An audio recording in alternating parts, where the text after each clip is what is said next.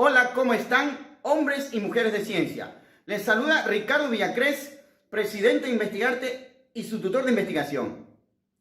Este es el tercer video de una serie que ya hemos venido presentando respecto a la revisión de literatura. Su definición: uno debe de explorar los documentos, artículos, trabajos, conferencias, libros disponibles en la literatura respecto a la temática tratada, ¿no? El investigador hace el uso de la literatura para fundamentarse y para tener una referencia sobre lo que va a proponer en su estudio. Ahora sí, vamos a arrancar. Voy a compartir pantalla para comenzar con la sesión de hoy. Nosotros hemos hecho la exploración de la literatura. Hemos organizado los archivos. Después de haber hecho la organización de archivos, empezamos a hacer la primera lectura con la finalidad de ya construir el marco referencial o estado del arte. Una vez que ustedes ya tienen sus autores, como les decía, ya pasamos a una segunda lectura más profunda, o el marco referencial, como les dicen algunos. Es el compendio de todos los autores que han trabajado. Entonces, en esta segunda lectura, como yo estoy buscando armar mi marco teórico, ya empiezo a leer el marco teórico de los demás autores para ver cómo ellos sustentan esta relación de variables. Acuérdense que esa viene del problema de investigación, ¿no? Entonces yo empiezo a buscar de la literatura, de los marcos teóricos de otros autores, identificar qué me sirve para sustentar mi trabajo. Cuando ustedes van a hacer esta revisión de literatura, asegúrense de encontrar instrumentos de recolección. A este nivel de lectura es encontrar algo que se llama warrant. El warrant es el elemento lógico que garantiza que esa relación de variables tiene sentido. Una relación que no tiene lógica, así yo la demuestro estadísticamente, eso se llama relación empírica, ¿no? Para eso es la revisión de la literatura, porque a mí se me podría plantear un tema que tal vez no tenga ni lógica. Y si yo no encuentro a nadie que lo haya estudiado y lo haya sustentado, lo más probable es que debería cambiar de tema. Para eso es el marco teórico, para sustentar esa hipótesis que yo estoy proponiendo con investigación. Yo estaba trabajando con un tema que decía crecimiento económico y calidad ambiental. Ya, por eso este tema ya lo tengo trabajado. Miren, ya estructuro mi posible marco teórico. Y como yo tengo levantado ya algunos artículos, lo que voy a hacer es revisar de entre todos los artículos, porque se supone que estos temas yo los saqué de ahí, de la primera revisión de literatura. Entonces, lo que yo voy a hacer aquí es volver a leer de entre todos los archivos que yo tengo, los autores que hayan tratado estos temas. Entonces, una vez que yo tengo esta posible temática, empiezo a hacer la revisión de la literatura, ¿no? Y empiezo a revisar autor por autor y completaría este espacio acá. Ahora vamos a trabajar con su teoría. Nosotros estamos analizando en este tema la UTAUT, ¿no? Para construir su marco teórico en función a las variables que existen en la UTAUT. Ok, estas son teorías. Todas estas son variantes del modelo de la UTAUT, o la Unified Theory of Acceptance and Use of Technology. Esa es la UTAUT. Entonces, esta teoría, como ustedes ya estudiaron, es una teoría conformada por la hibridación de varias otras teorías, entre ellas comportamiento planificado, aceptación de tecnologías, la TAM, las teorías de innovación tecnológica y otras teorías que dan origen a esta teoría llamada UTAUT.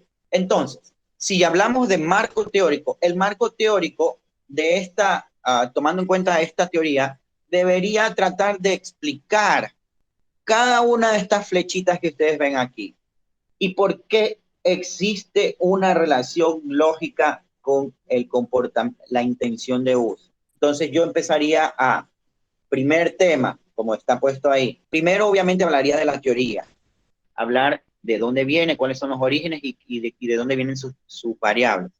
Y luego empezar a explicar cada una de estas variables, definirlas y luego explicar por qué tienen una relación con la intención de uso. Entonces dirían, bueno, la expectativa de desempeño es lo que el consumidor o el usuario espera recibir de la tecnología que va a utilizar, ¿no? Entonces, luego empieza a explicar que tiene una incidencia en el comportamiento de uso debido a qué. Y ese es el warrant del cual les estoy diciendo. Y aquí, pues, en este caso, haría lo mismo con cada una de ellas.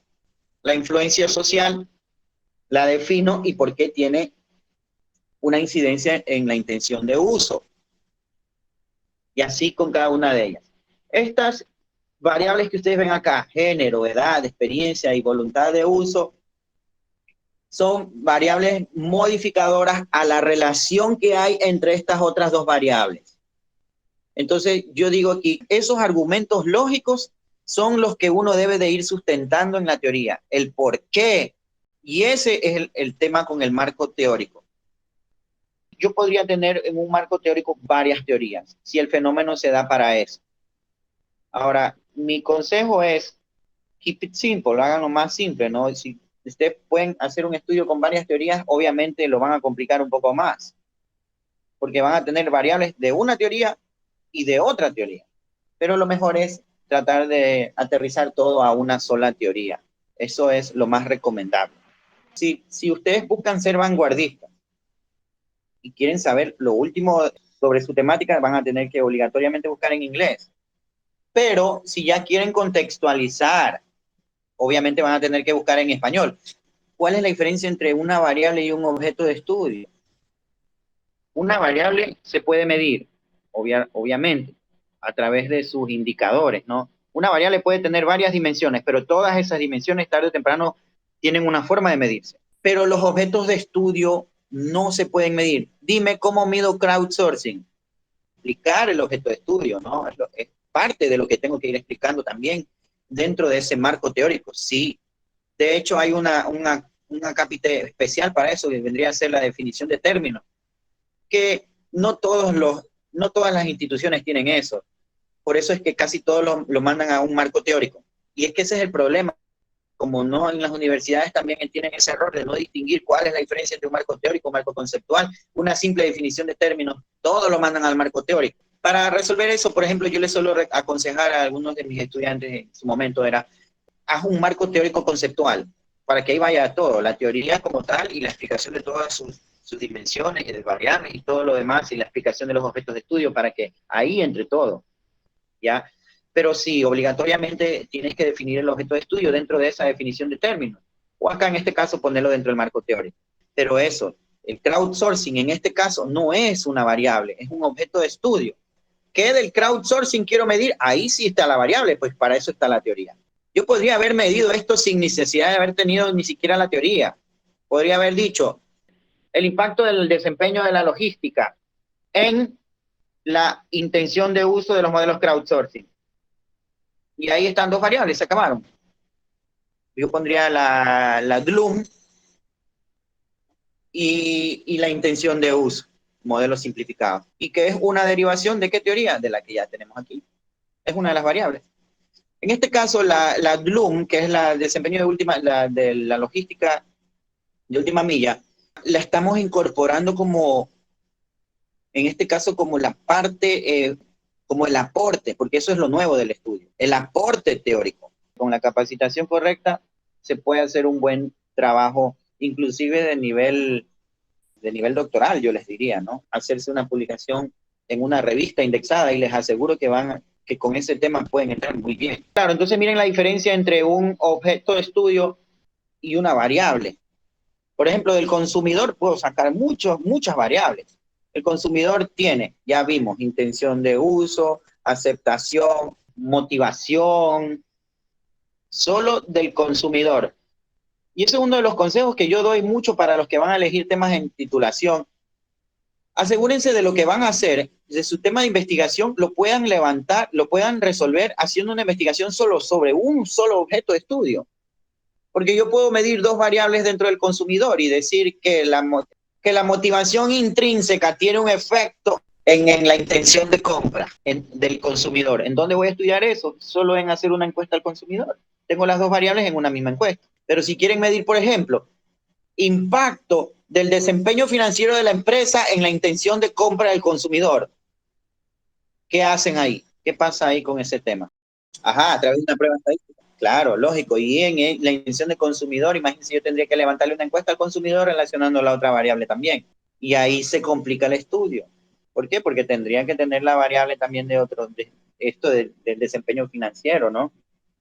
Entonces, tenga en cuenta eso porque uno puede sacar un muy buen tema de investigación, encontrar fácil y académicamente relevante.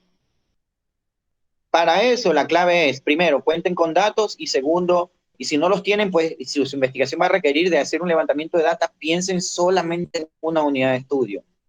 Generalmente la que pueden levantar de manera abierta, consumidores, estudiantes, usuarios, si quieren hablarlo por internet, empleados, tal vez hasta es más fácil. Pero si ya trabajan un tema a nivel gerencial o empresarial, hacer entrevistas o levantar data, encuestas a empresas es más difícil, ¿no? Ese marco teórico que van a construir tiene que sustentar, como les decía, cada una de estas relaciones de variables, ir explicando el por qué se relacionan. Y en el caso de la nuestra, que es la que estamos agregando, que es la que agrega significancia al estudio, también hay que sustentarla, pues. La lógica de esto es, del argumento de por qué el Bloom incide en la expectativa de desempeño y en la confianza. El sustento, la idea detrás de esto es que si a mí me llevan tarde o si la entrega demora mucho, yo pensaría que eso ya no funciona. Y como ya no funciona, no confío en ella.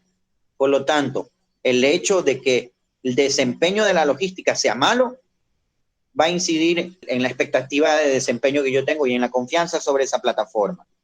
Y eso es lo que tienen que argumentar, porque ese argumento que yo lo estoy diciendo, alguien más lo debe de haber dicho. Por lo tanto, cuando lo encuentren, le ponen el nombrecito ahí lo citan. Justo ese argumento que yo estoy diciendo en otro trabajo, ¿cuál es su objetivo ahí? Coger ese autor y pegarlo justo ahí, porque dijo lo mismo que yo tenía. Ese es el marco teórico, así es que se hace, encontrar mis ideas en otra gente y pegarlos ahí como autor. ¿Ya? Por eso, miren que el estado del arte siempre va a ser primero, porque yo con el estado del arte primero identifico qué trabajos más llevan esa misma temática. Pero ya después de hacer una lectura más profunda, yo ya empiezo a ver qué teorías utilizaron y si alguna de esos autores tiene la misma teoría que la mía. Y esto, ¿no? De tratar de sustentar lógicamente mis ideas. Y eso es el marco teórico. De ahí en lo demás, ¿cuáles son las diferencias entre los demás marcos? Pues eso está en los demás videos. Y esto pues va para YouTube. Muchas gracias por su participación y espero que a la gente que lo vea también le guste, ¿no? Y cualquier pregunta, siempre a las órdenes. Para la gente que vea este video, pues lo puede hacer a través de los comentarios. Siempre presto a ayudar. En lo demás, espero que este video les haya servido. Les agradezco nuevamente por su tiempo. A los que van a estar ya cerca de titulación, estoy seguro que esto les va a ayudar mucho. Así que cualquier cosa, pues pueden luego consultar el sitio web. Ahí tenemos también algunos recursos disponibles, ¿no? Cursos también, y más que todo el canal de YouTube, que eventualmente estamos subiendo videos. También cualquier sugerencia sobre temas que ustedes requieran, que necesiten, me los pueden hacer para yo poder subir videos relacionados al tema, ¿no? Entonces ha sido un gusto, mis amigos. Me despido nuevamente. Okay, mis amigos de ciencia, me despido. Muchas gracias. Cuídense y quedamos en contacto.